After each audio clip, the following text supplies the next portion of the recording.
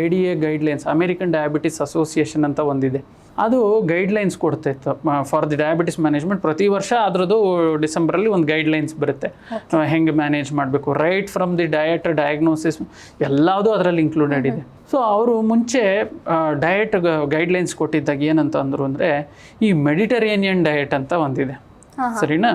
Mediterranean diet is the best diet.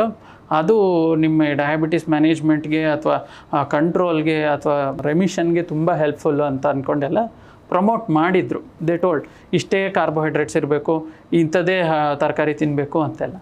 But gradually ಅವ್ರಿಗೂ ಅರ್ಥ ಆಯಿತು. ಸಿನ್ಸ್ ದ ಲಾಸ್ಟ್ 4-5 years ಅವ್ರು ಏನು ಹೇಳ್ತಿದ್ದಾರೆ ಅಂತಂದರೆ, there is no single diet which outshines the other. Paleo diet ಅಂತ ಇದೆ, ಕೀಟೋ ಡಯಟ್ ಅಂತ ಇದೆ, ಆಮೇಲೆ ಮೆಡಿಟರೇನಿಯನ್ ಡಯಟ್ ಇದೆ. ಯಾವ ಡಯಟೂ ನೀವೇನು ಫಾಲೋ ಮಾಡೋದು ಬೇಕಿಲ್ಲ, ನೀವು ತಿಂತಾ ಇರೋ ಆಹಾರ ಲೋಕಲಿ ಗ್ರೋನ್ ಫುಡ್, ಆ ವರ್ಡ್ ಅವ್ರು ಯೂಸ್ ಮಾಡಿದ್ದಾರೆ.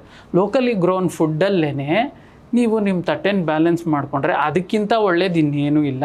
ಬಿಕಾಸ್ ಲಾಂಗ್ ಟರ್ಮಲ್ಲಿ ಅದೇ sustainable. So even the American diabetes association has accepted that.